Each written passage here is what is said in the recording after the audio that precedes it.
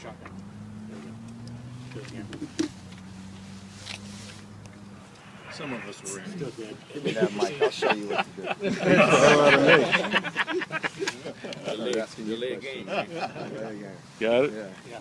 Was known as tremendous experience as a broadcaster. That's right. Where's the button? We got a lot of work to do. You know, we got a great challenge ahead of us this week, and got off to a decent start here with a Monday and a Tuesday practice. We're facing a very good football team, so we don't have enough hours in the day and enough reps we can do in practice to prepare ourselves. But it was a good day overall, and looking forward to the challenge here this weekend.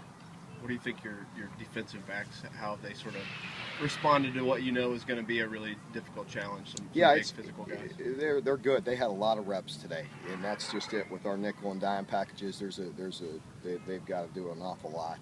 And you know, you try to be multiple within your defense, and so again, you got to get a lot of reps and a lot of snaps. And we went some good dose of good against good with the offense today, so it was a good long practice and a lot of reps. And those guys are, you know, they're going to get a good workout.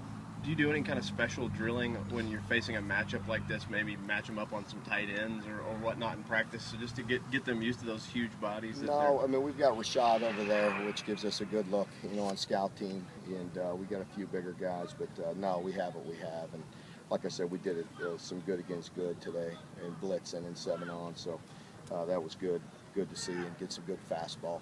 You still think it looks unlikely that Ryan will be able to play at looks receiver? Looks unlikely. We'll see. With this status up in the air, is Darryl Collins in the mix to play more? Yeah, he is. He's working a little bit. Yeah. How is their offensive scheme different from other teams you played, or is it very similar to some Well, of the teams you I played? think with just facing them here for the first time, but watching them over the years and just watching a lot of film on them, I think they're very good this year. They're just their line is very physical. They run the ball on everybody. And you see them really throwing guys around in the run game and creating big seams. And they have their big wide receivers and great quarterback play. You put all that together, and you have an offense like we're going to face. You know, so they're very good. And I think also the big difference is how well they're playing on defense this year. And so they've got a complete team.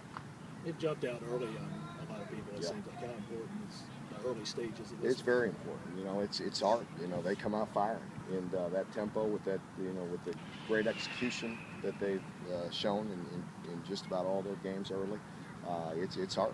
But we've got to make some stops. I mean, that's just it. There's no way around it. Like I've said over and over, there's no, you know, you've got to go out there and make plays against a good football team. You know, you were pleased with the win Saturday, but obviously you said you weren't happy with the way you played. You got to wait. You know, you have to do a lot of improvement. Yeah. Has the team taken that same attitude? I believe so. I think so. You know, they weren't. You know, they know win or lose, we've got to get these things corrected, and that's what we're constantly trying to do, and just get better as a program. Are the wide receivers kind of stepping up now that they're kind of getting a chance? Yeah, I mean, Javis is fresh. I mean, he with sitting out last week, but so Javis is good. DeMarco's stepping up and continuing. AJ, like I said, I think he's getting better and better. You know, those are three that are jumping out at me. How much grief have you given Javis about that? No, a little bit, yeah. So he laughed when he heard my comment. Yeah.